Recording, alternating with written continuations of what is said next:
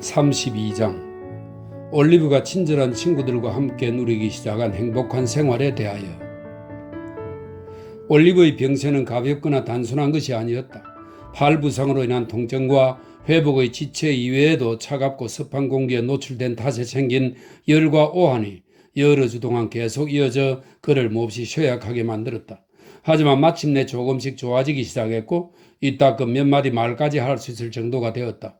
그럴 때면 그는 눈물을 흘리며 자신이 다정한 두 숙녀분의 친절한 은혜를 얼마나 깊이 느끼는지, 다시 기력을 회복하고 건강해지면 감사의 마음을 보여주기 위해 무언가 할 수 있기를 얼마나 간절히 바라는지 말하곤 했는데, 가슴에 넘쳐 흐르는 그들에 대한 사랑과 헌신의 마음을 보여줄 수 있는 일이기만 하다면, 즉 그들의 자비로운 친절이 허비되지 않았으며 그들이 베푼 동정에 의해 불행한 죽음에서 구출된 불쌍한 소년이 마음과 영혼을 다해 그들에게 봉사하기를 열망한다는 것을 입증해 보일 수 있는 일이기만 하다면 아무리 하찮은 일이라도 좋다고 말하는 것이었다.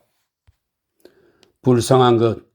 어느 날 올리브가 창백한 입술 끝에 맴도는 감사의 말을 소리내어 표현하라고 힘들게 애쓰는 것을 보고 로즈가 말했다. 얘야, 너가 원한다면 넌 앞으로 우리를 도와줄 기회가 많을 거야. 우린 시골로 내려갈 예정인데 숙모님께서 너도 함께 데려가실 생각이란다. 조용한 장소, 맑은 공기, 그리고 봄철의 즐겁고 아름다운 모든 것들이 널 며칠 만에 회복시켜 줄 거야. 넌 수없이 많은 방식으로 우리를 돕게 될 거야. 너가 그 수고를 견딜 수 있다면 말이야. 수고라고요? 올리버가 외쳤다. 오, 다정한 아가씨. 제가 당신을 위해 일할 수만 있다면, 아가씨의 꽃밭에 물을 주거나 새를 돌보는 일로 아가씨를 기쁘게 해드릴 수만 있다면, 하루 종일 이리저리 뛰어다니더라도 아가씨를 행복하게 해드릴 수만 있다면, 그럴 수만 있다면 저 뭐든지 다 내놓겠어요. 넌 아무것도 내놓을 필요 없어. 메일리 양이 미소를 지으며 말했다.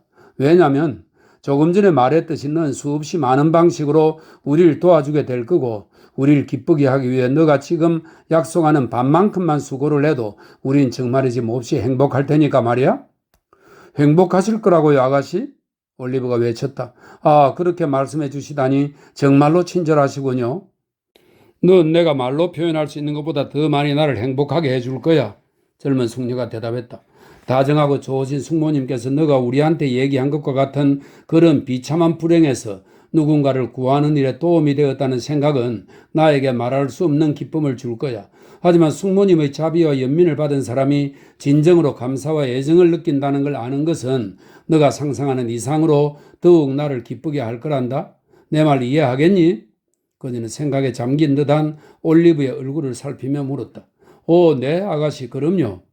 올리브는 열정적으로 대답했다. 하지만 전 지금 제가 배은망덕한 아이가 아닌가 생각하고 있었어요. 누구한테 말이니? 젊은 숙녀가 물었다. 전에 절 그토록 잘 보살펴 주신 그 친절한 신사분과 다정한 가정부 할머니한테요? 올리브가 대답했다. 그분들이 만약 제가 얼마나 행복한지 아신다면 틀림없이 기뻐하실 거예요? 그래, 틀림없이 그럴 거야. 올리브에게 은인이 된 아가씨가 대답했다. 그리고 로스번 씨가 벌써 친절하시게도 약속을 해주셨단다. 너가 여행을 할 만큼 충분히 건강해졌을 때 널 데리고 그분들을 만나러 가주시겠다고 말이야? 정말이요, 아가씨? 올리브가 기쁨으로 얼굴이 환해지면서 외쳤다. 그분들이 친절한 얼굴을 다시 뵌다면 전 정말 기뻐서 어쩔 줄 모를 거예요. 얼마 지나지 않아 올리버는 여행의 피로를 감당할 만큼 충분히 건강을 회복했다. 그래서 어느 날 아침 그와 로스번 씨는 메일리 부인 소유의 작은 마차를 타고 출발했다. 그들이 첫씨 다리에 이르렀을 때 올리버는 몹시 창백해지면서 큰 소리를 질렀다.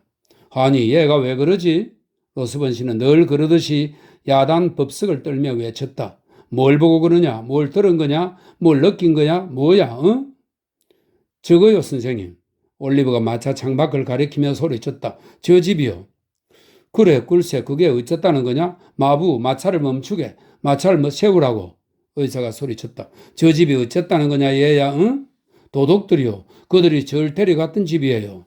올리버가 속삭이며 말했다. 설마 정말이야? 의사가 소리쳤다. 이봐, 거기 날 좀 내려줘. 그러나 마부가 미쳐 마부석에서 내려오기도 전에 의사는 어떻게 했는지 벌써 마차에서 뛰쳐나와 있었다. 그러고는 폐가처럼 보이는 건물로 달려 내려가 미친 사람처럼 문을 걷어차기 시작했다. 뭐야? 추하게 생긴 작은 곱추 사내 하나가 갑자기 문을 열어젖히며 말했다. 문이 너무나 갑자기 열리는 바람에 의사는 마지막 발길질에 힘을 못 이기고 복도 안으로 거의 꼬꾸러지며 나뒹굴 뻔했다. 아니, 뭐 때문에 그러는 거요? 뭐 때문이냐고? 의사는 한순간 돌아볼 겨를도 없이 사내의 목덜미를 움켜잡으며 크게 외쳤다. 굉장히 큰 문제 때문이지. 강도 사건 때문이야? 잘못하면 살인사건도 발생할 수 있어. 곱추 사내가 차갑게 대꾸했다. 당신 손을 안 치우면 말이야. 내 말 안 들려? 그래, 들린다. 의사가 붙잡은 사람을 힘껏 한 차례 흔들면서 말했다. 어디 있냐? 그 망할 자식의 빌어먹을 이름이 뭐였더라? 사익스. 그래, 맞아. 사익스 어디 있냐? 이 도둑놈아. 곱추 사내는 극도의 놀람과 분노에 사로잡힌 듯 빤히 노려보았다. 그러더니 교묘하게 몸을 비틀어 의사의 손아귀에서 빠져나가 끔찍한 욕설을 연달아 퍼붓고는 집으로 들어가 버렸다. 하지만 그가 문을 닫기 전에 의사는 한마디 사전 협상 없이 거실로 진입해 들어갔다. 의사는 불안한 표정으로 방 안을 둘러보았다. 가구든 생명이 있는 것이든 없는 것이든 심지어 찬장의 위치조차도 올리브의 묘사와 일치하는 게 하나도 없었다. 자, 곱추 사내가 날카롭게 지켜보다가 말했다. 이렇게 난폭하게 내 집에 들어오다니 당신 무슨 의도야? 강도질이라도 하려는 거야? 나를 죽이겠다는 거야? 뭐야? 쌍두마차를 타고 그런 짓을 하러 다니는 사람을 봤냐? 이 멍청한 늙은 허필귀야. 흥분 잘하는 의사가 말했다. 그럼 뭘 원하는 거야? 곱추가 물었다. 나한테 망신당하기 전에 어서 꺼져버리지 못해? 이 벼락 맞을 놈아. 내가 알아서 나갈 테니 걱정 마라. 로스번 씨는 그렇게 말하며 다른 방을 들여다보았는데 그곳 역시 올리브가 설명한 것과는 조금도 비슷한 점이 없었다. 내 언젠가는 네 놈의 죄를 밝혀내고 말 거다 이놈아. 그래? 흉측한 곱추는 비웃으며 말했다. 날 보고 싶으면 이리 와. 언제든지 상대해 줄 테니 내가 너 같은 놈한테 겁먹으려고 여기서 25년간이나 혼자 바보처럼 산 줄 알아?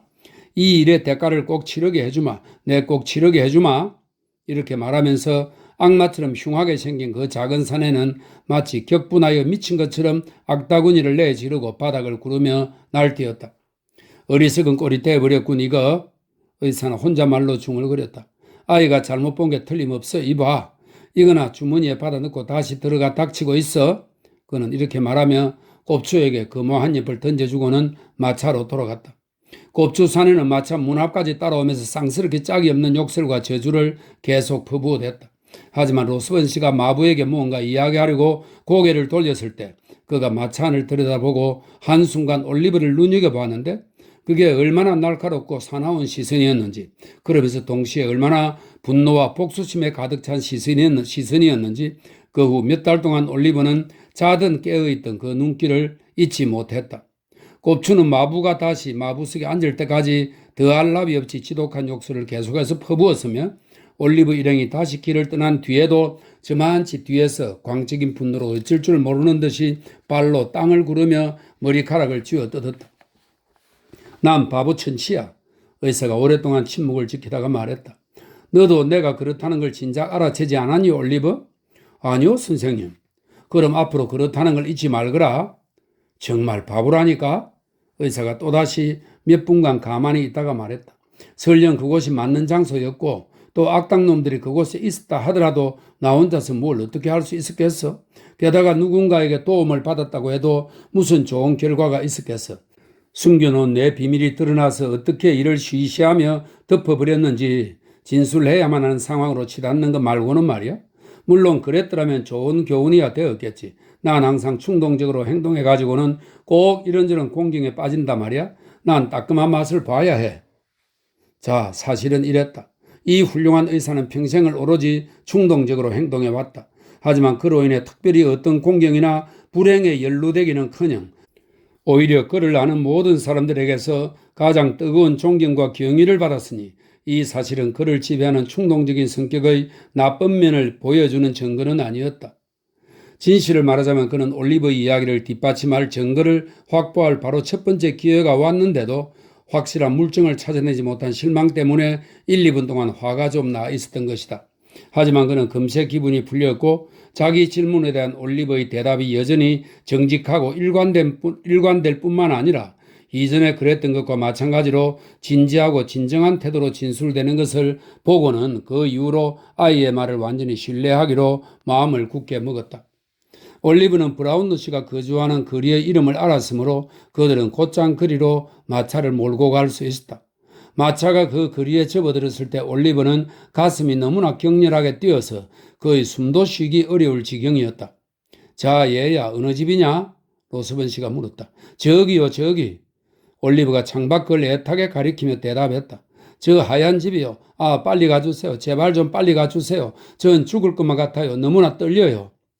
자, 선량한 의사는 올리브의 어깨를 토닥거려 주면서 말했다. 곧 그분들을 만나게 될 거야. 그분들도 너가 무사히 잘 있는 걸 보고 이만저만 기뻐하지 않을 거야. 아, 그러실 거예요. 올리브가 소리쳤다. 저한테 너무나 잘해주신 분들이었어요. 정말 너무너무 잘해주셨어요. 마차는 계속 굴러서 나아갔다. 그리고 멈추었다. 아니었다. 그 집이 아니었다. 다음 집이었다. 마차는 몇 바퀴 더 굴러가서 다시 멈추었다. 올리브는 창문을 올려다보았다. 행복한 기대로 가득 찬 눈물이 뺨을 타고 흘렀다. 하, 이럴 수가. 그 하얀 집은 빈집이었고 창문에는 새노음이라는 광고지가 붙어 있었다. 옆집을 두드려 보게. 로스번 씨가 올리브의 팔을 자기 팔을 끼면서 소리쳤다. 옆집에 살던 브라운루 씨가 어떻게 됐는지 혹시 아시오? 하니는 자기는 모르지만 안에 들어가서 물어보겠다고 했다. 그녀는 곧 돌아왔다. 그러고 말하기를 브라운루 씨는 세간을 모두 팔고 6주 전에 서인도 제도로 떠났다고 했다.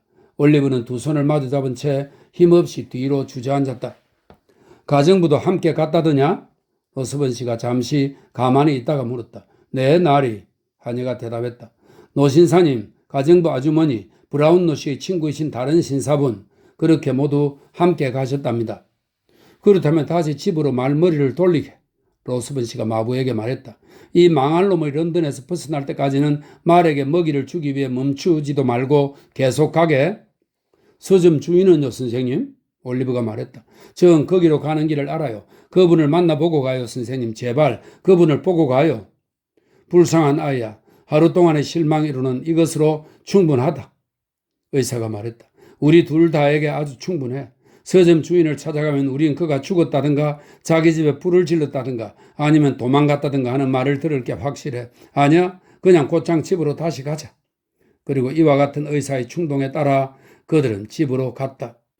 이 쓰라린 실망으로 인해 올리브는 비록 행복한 가운데 있었지만 큰 아픔과 슬픔을 겪었다. 왜냐하면 그는 병상에 누워있는 동안 수없이 여러 번 브라운로 씨와 베드윈 부인이 그를 만나면 뭐라고 할까를 생각하면서 그리고 그들이 자기에게 해준 것을 돌이켜보는 한편으로 그들과 잔인하게 떨어진 상황을 슬퍼하며 보낸 기나긴 밤낮이 얼마나 많았는지 그들에게 이야기하는 것이 얼마나 기쁜 일일까를 생각하면서 즐거워하곤 했기 때문이다.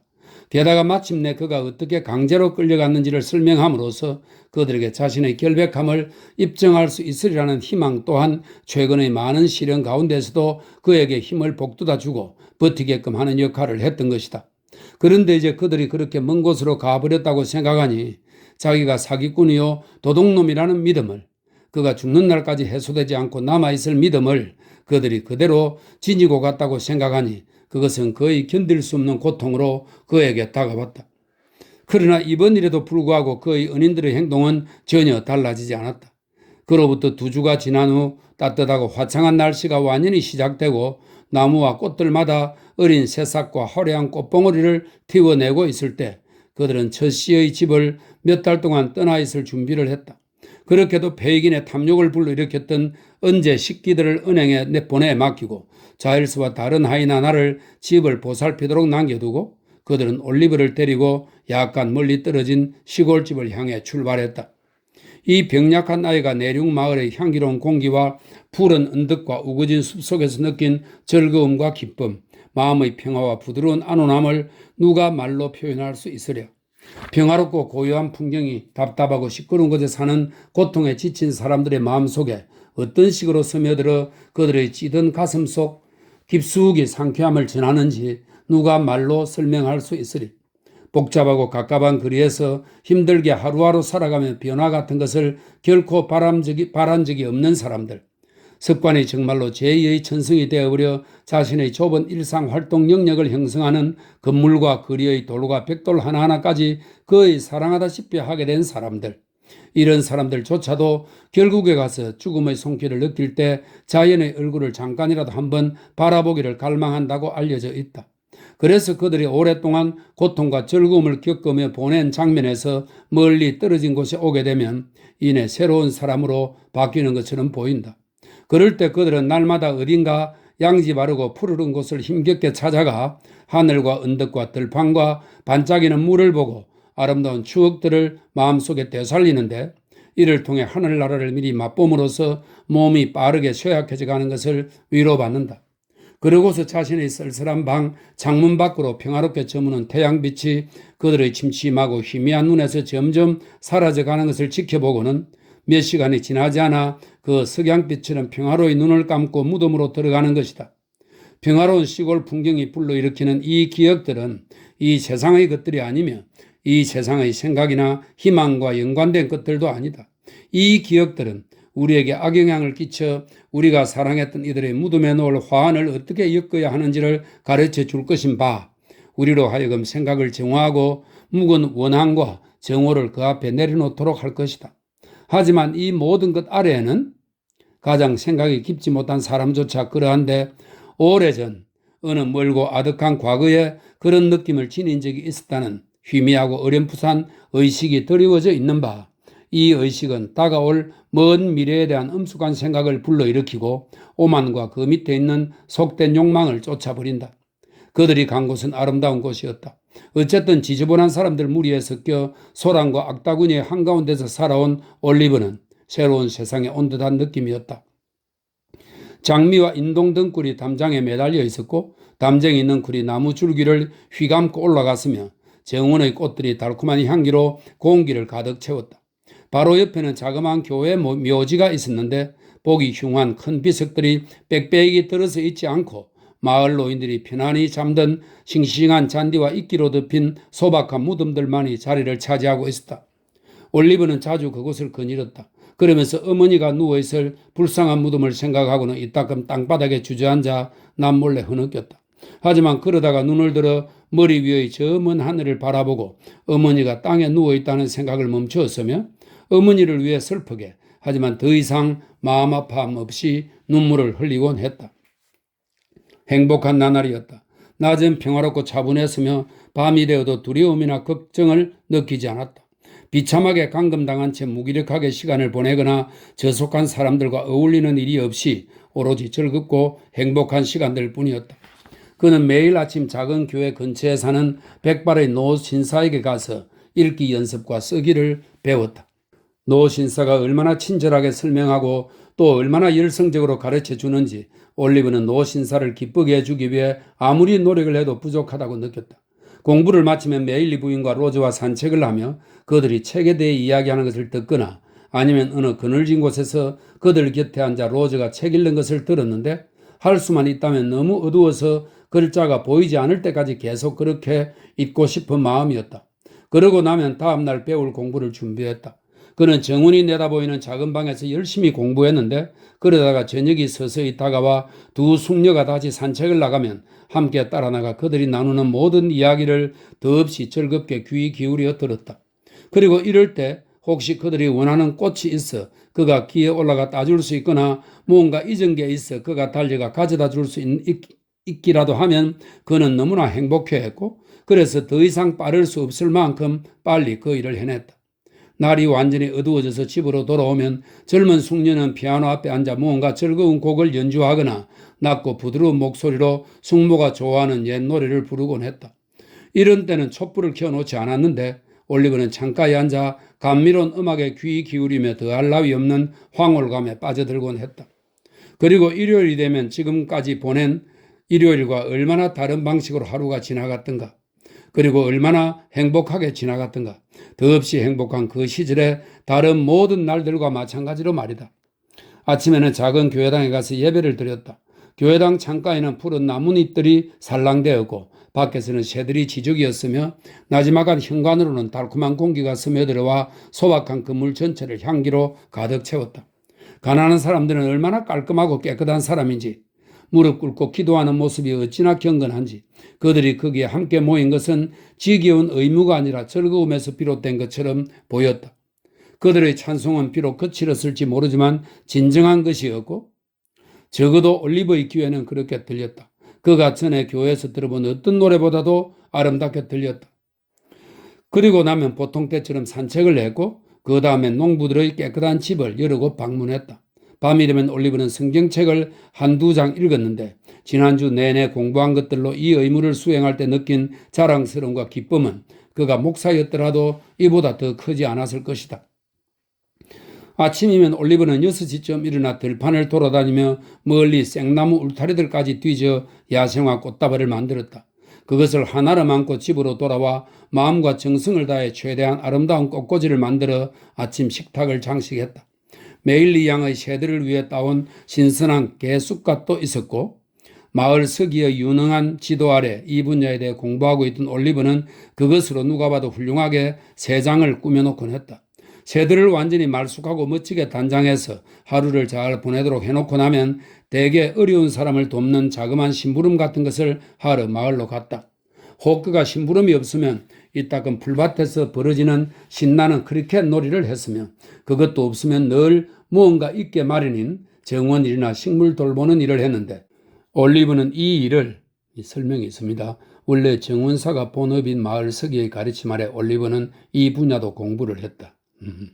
올리브는 이 일을 진심에서 우러나오는 기쁜 마음으로 열심히 했다. 그러면 마침내 로즈 양이 나타나 그가 수행한 모든 것들에 대해 크게 감탄하며 수많은 칭찬을 해주곤 했다.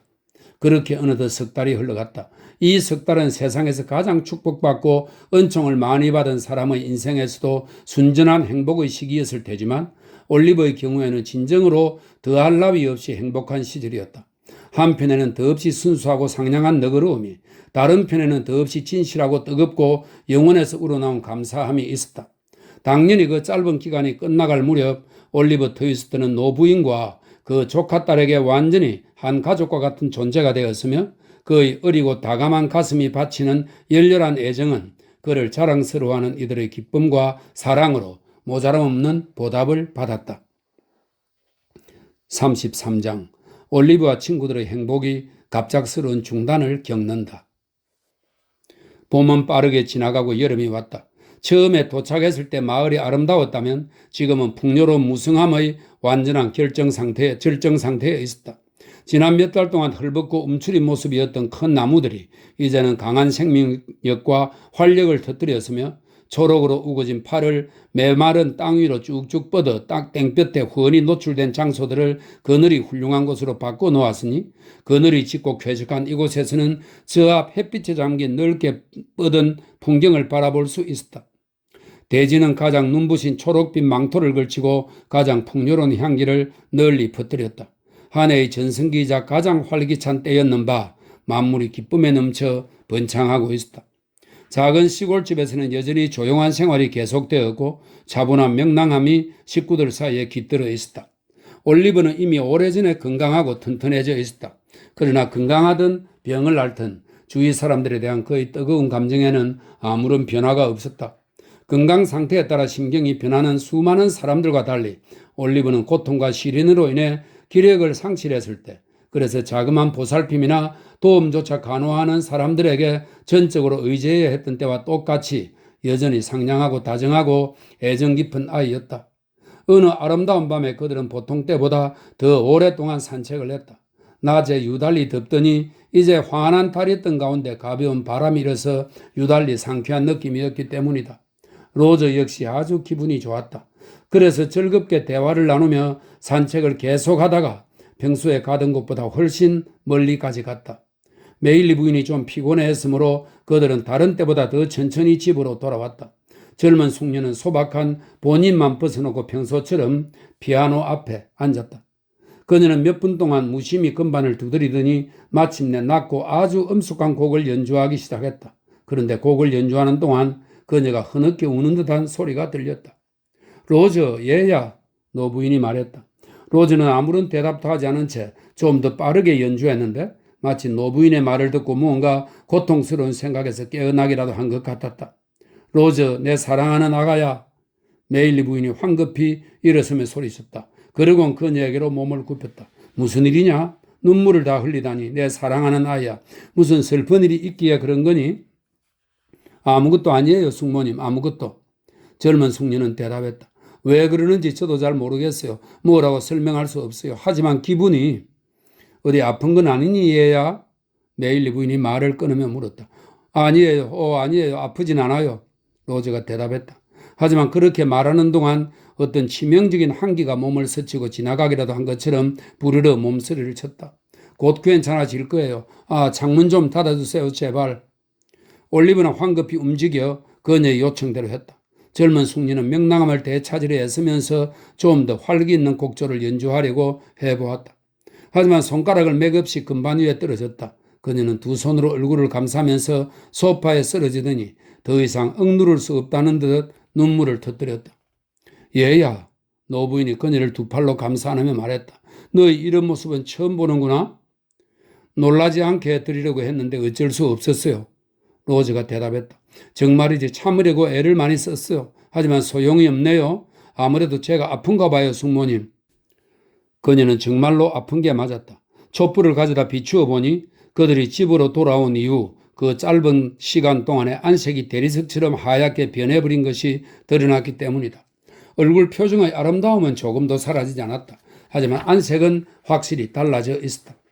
그리고 그 다정하고 상냥한 얼굴에 지금까지 한 번도 나타난 적이 없는 불안하고 수척한 기색이 깃들었다. 다시 1분이 지나자 시몽빛 홍조가 얼굴 전체에 퍼졌다. 그리고 부드러운 파란 눈에 거칠고 열띤 표정이 무겁게 드리웠다. 이것은 지나가는 구름이 던진 그림자처럼 금세 다시 사라졌다. 그리고 그녀의 얼굴은 다시 한번 죽은 듯이 창백해졌다. 노부인을 걱정스럽게 지켜보던 올리브는 그녀가 로즈의 모습에 크게 놀란 것을 알아차렸다. 사실 올리브 역시 많이 놀랐다. 하지만 노부인이 가볍게 여기는 채 하려고 애쓰는 것을 보고 자기도 그러려고 노력했다. 그들의 노력은 어느 정도 성공을 거두어서 이제 그만 잠자리에 들라는 노부인의 권고를 듣고 일어섰을 때 로즈는 기분이 한층 나아진 듯 했다. 심지어 몸도 한결 좋아 보이는데 그래서인지 그녀는 아침에 일어나면 틀림없이 완전히 회복되어 있을 거라면서 그들을 안심시켰다. 정말 아무 일도 아니겠죠? 메일리 부인이 돌아왔을 때 올리브가 말했다. 로즈 양께서 오늘 밤 몸이 별로 안 좋아 보이네요. 하지만 노 부인은 그에게 아무 말도 하지 말라고 손질했다. 그러곤 어두운 방 한 구석으로 가서 한동안 말없이 앉아 있었다. 마침내 그녀가 떨리는 목소리로 말했다. 아무 일도 아니었으면 좋겠구나, 올리브야. 난 지난 여러 해 동안 그 애하고 지나면서 아주 행복했단다. 아마 너무 행복했는지도 몰라. 이제 내게 무언가 불행이 닥칠 때가 됐는가도 싶구나. 하지만 그게 이건 아니길 빈다. 이거라니요? 올리브가 물었다. 크나큰 불행 말이다. 노 부인이 말했다. 그토록 오랫동안 나에게 위로와 행복이 되어준 이 소중한 아이를 잃는 불행 말이야? 하나님 안 돼요. 올리브가 다급히 외쳤다. 나도 꼭 그렇게 되길 빈다 얘야. 노 부인이 두 손을 마주치고 비틀며 말했다. 정말이지 그렇게 끔찍할 일이 일어날 리 없어요. 올리브가 말했다. 2시간 전까지만 해도 아가씨는 아무렇지도 않았잖아요. 하지만 지금은 몹시 아프단다. 메일리 부인이 대답했다.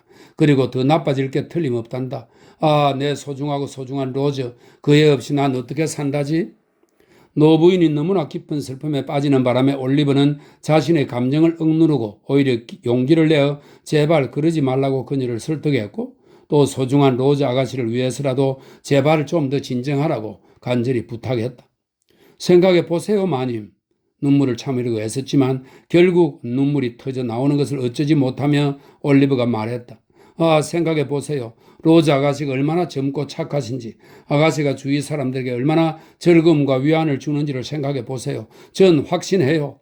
틀림없이, 정말 틀림없이 마님을 위해서라도 또 아가씨 자신을 위해서라도 그리고 아가씨로 인해 그토록 행복한 모든 사람들을 위해서라도 아가씨는 결코 죽지 않을 거예요. 하나님께서는 절대로 아가씨가 그렇게 젊은 나이에 죽게 내버려 두시지 않을 거예요. 조용히. 메일리 부인이 올리브의 머리에 손을 얹으며 말했다. 넌 아이답게 생각하는구나. 불쌍한 것.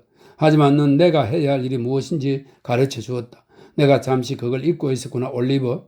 하지만 내가 그러는 것도 무리가 아니란다. 왜냐하면 난 나이를 많이 먹어서 질병과 죽음을 충분히 봐온지라 질병과 죽음이 뒤에 남은 사람들에게 안겨주는 고통을 잘 알거든.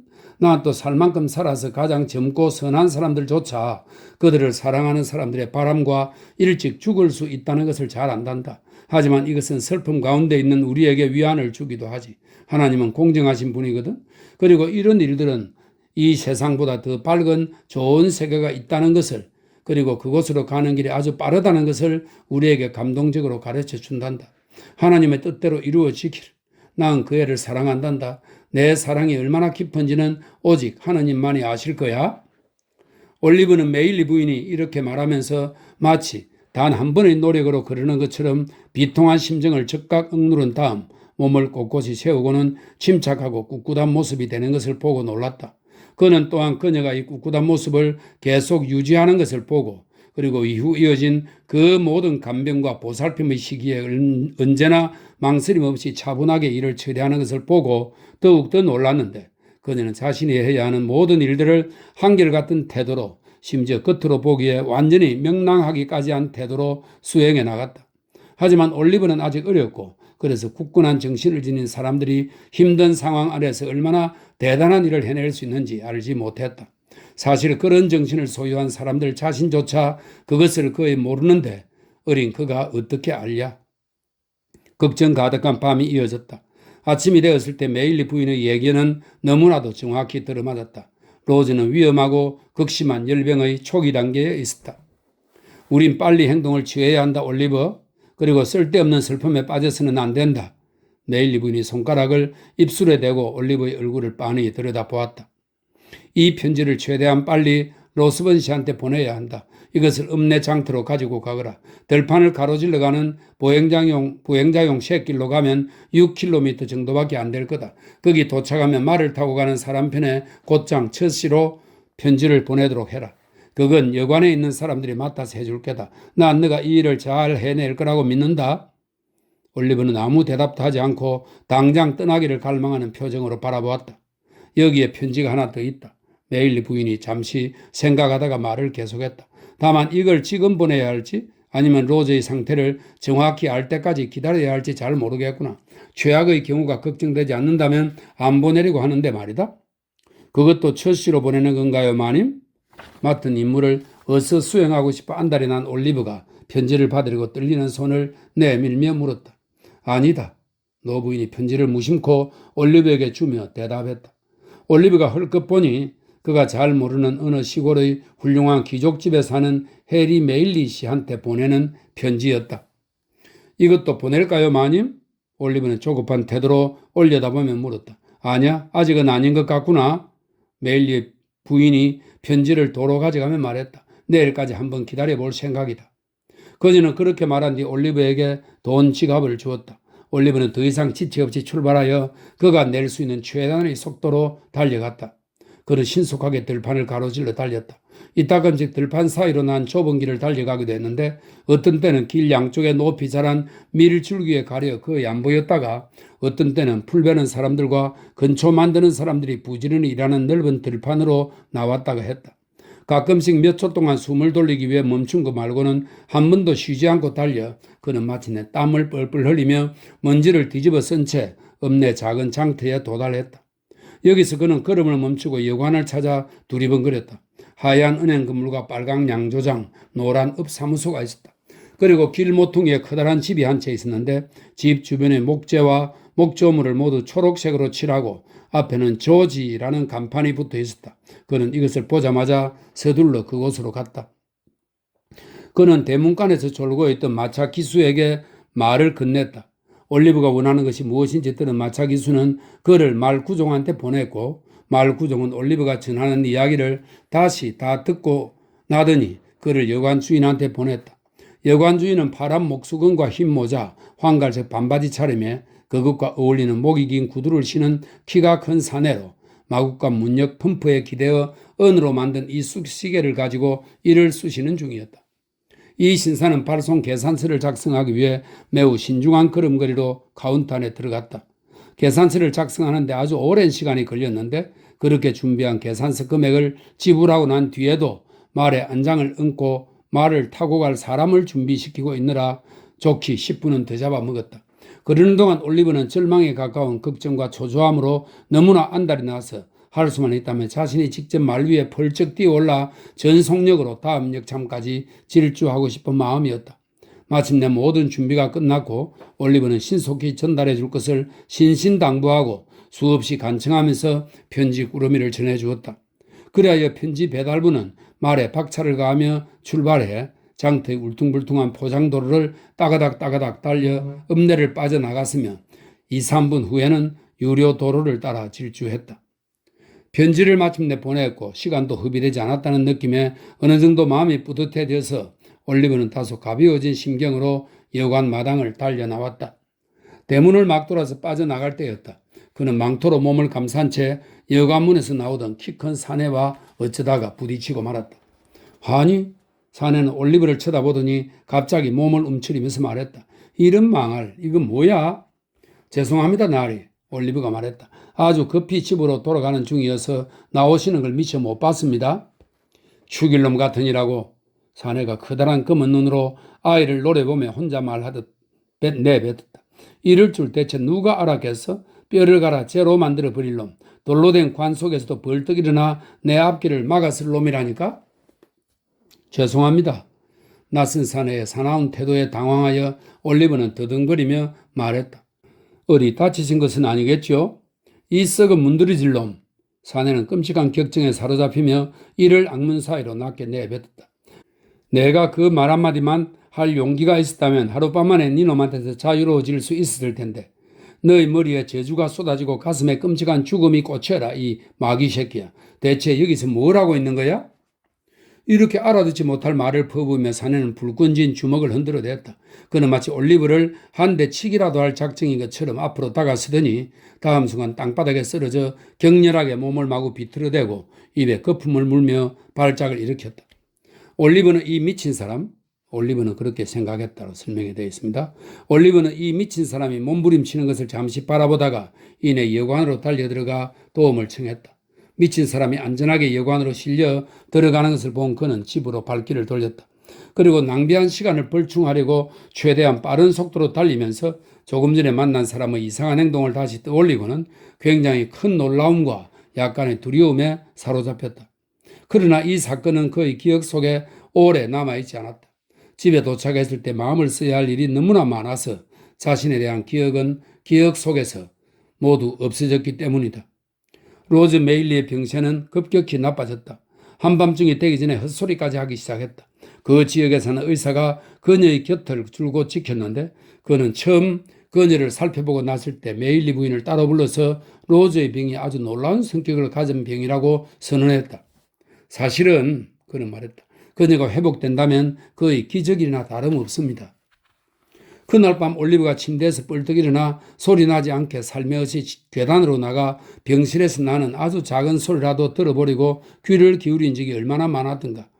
갑자기 쿵쾅거리던 발소리를 듣고 생각하기도 끔찍한 일이 바로 그 순간에 일어난 것은 아닐까 두려워하며 몸을 부르르 떨면서 공포로 이마에 식은 땀을 흘린 적이 얼마나 많았던가.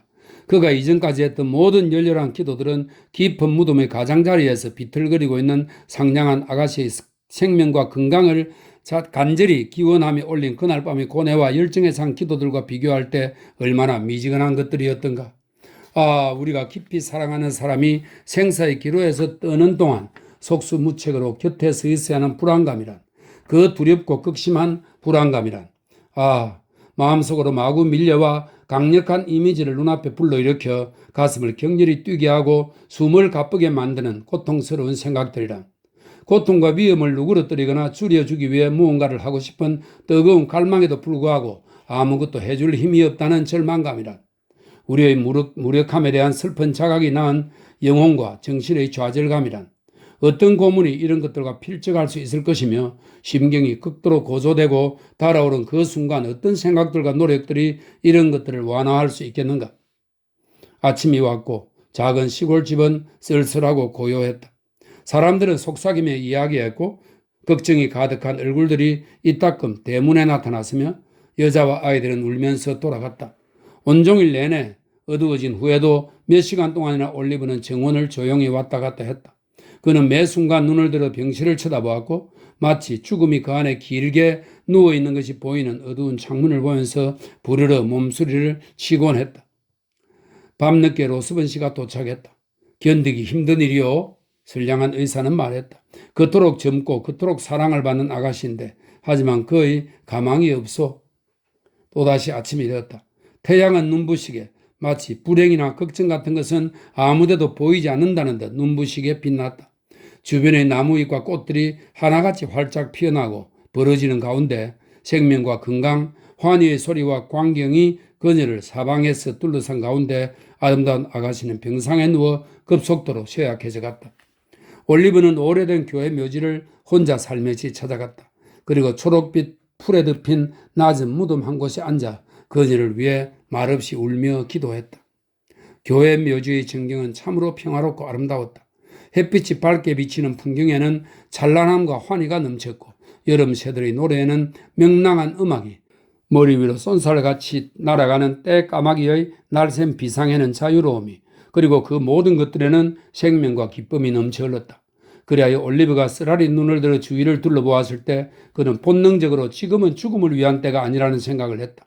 하찮은 미물들조차 모두 기뻐하고 즐거워하는 이때 로즈는 결코 죽을 리 없고 무덤은 춥고 우울한 겨울에나 어울리지 햇빛과 향기에는 맞지 않는 것이었다. 그는 수일한 늙고 꼬부라진 사람들을 위한 것이지 젊고 우아한 아가씨를 소름 끼치는 천으로 덮어 싸기 위한 것은 절대 아니라고 확신했다. 문득 교회의 종탑에서 울리는 조종소리가 어린애다운 이 생각을 가차없이 깨뜨려 버렸다. 다시 울리는 종소리, 그리고 또 한 번 장례식을 위한 종소리였다. 한 무리의 하층민 장례객들이 교회 묘지의 문으로 들어왔는데 하얀 상장을 달고 있었다. 어린아이의 장례식이었던 것이다. 그들은 무덤 옆에 모자를 벗고 서 있었다. 그리고 어머니가 한때 어머니였던 여인이 늘어선 사람들 속에 섞여 슬피 울었다. 하지만 태양은 눈부시게 빛났고 새들은 계속 노래했다. 올리브는 집으로 발을 돌렸다. 그는 아가씨가 자기한테 베풀어준 수많은 친절에 대해 생각하면서 그런 때가 다시 돌아오기를, 그래서 자신이 얼마나 감사와 사랑이 넘치는지 그녀에게 더 이상 보여주지 못하는 일이 결코 없기를 간절히 바랐다. 그동안 그녀를 위해 헌신적으로 봉사했던 만큼 그는 자신이 소홀했거나 생각이 부족했다고 자책할 이유가 하나도 없었다. 하지만 좀 더 열성적이고 좀 더 정성을 다할 수도 있었다고 생각되는, 그래서 못내 아쉬운 자잘한 순간들이 수백 가지나 눈앞에 떠올랐다. 우리는 주변 사람들을 대할 때 주의를 기울일 필요가 있다. 누구의 죽음이든 그것은 살아남은 몇몇 사람들로 하여금 빠뜨리고 넘어가거나 못해주거나 잊고 넘어간 수많은 것들과 보상할 수 있었는데 못한 더욱 많은 다른 것들을 생각하게끔 만드는데 그것들은 바로 우리에게 가장 쓰라린 기억이 되는 법이기 때문이다. 부질없는 회한만큼 뼈저린 회한은 없다. 그러니 그런 회한의 고통을 겪고 싶지 않다면 시간이 있을 때 이 사실을 기억하도록 하자. 올리브가 집에 도착했을 때 메일리 부인이 작은 거실에 앉아 있었다. 그녀를 보고 올리브는 가슴이 철렁 내려앉았다. 그녀는 그동안 한 번도 조카 딸의 침상을 떠난 적이 없었기 때문이다.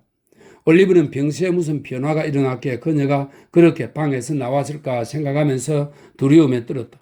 곧 그는 로즈가 깊은 잠에 빠졌다는 것을, 그리고 이제 잠에서 깨어나면 회복해 생명을 찾든지 아니면 그들과 작별하고 세상을 떠나든지 둘 중 하나가 될 거라는 사실을 알고 있었다. 그들은 몇 시간 동안 두려워 말도 하지 않고 귀를 기울이며 가만히 앉아 있었다. 식사는 입에 대지도 않은 채 치워졌다. 저 문은 태양을 지켜보았지만 그들의 표정은 생각이 다른 곳에 가 있음을 드러내고 있었다. 태양은 점점 낮게 떨어지더니 마침내 사라질 것을 예고하는 마지막 찬란한 노을빛을 하늘과 땅 위에 던졌다. 그들의 예민한 귀는 발자국 소리가 다가오는 것을 금세 알아챘다. 로스번 씨가 들어서자 두 사람 모두 무의식적으로 문간으로 달려갔다. 로즈는 어떻게 됐나요? 노부인이 소리쳤다. 어서 말해주세요. 저 뭐든지 감당해낼 수 있어요. 숨막히는 불안감만 빼고요. 어서 말해주세요. 제발. 진정하셔야 합니다. 의사가 그녀를 부축하며 말했다. 흥분하지 마세요. 친애하는 부인. 제발. 아, 절 놔주세요. 제발. 내 사랑하는 아이, 그 애가 죽었구나. 그 애가 죽었어. 아닙니다. 의사가 열정적으로 소리쳤다. 선하고 자비로우신 하나님 덕분에 그녀는 앞으로 오랫동안 살아서 우리 모두에게 축복이 되어줄 겁니다. 노부인은 무릎을 꿇었다. 그리고 두 손을 마주 모아주려고 했다. 하지만 그토록 오랫동안 그녀를 지탱해온 힘이 감사히 첫마디 말과 함께 하늘로 날아가 버렸다. 그녀는 그녀를 붙들려고 뻗은 로스원 씨의 친절한 팔에 쓰러지고 말았다.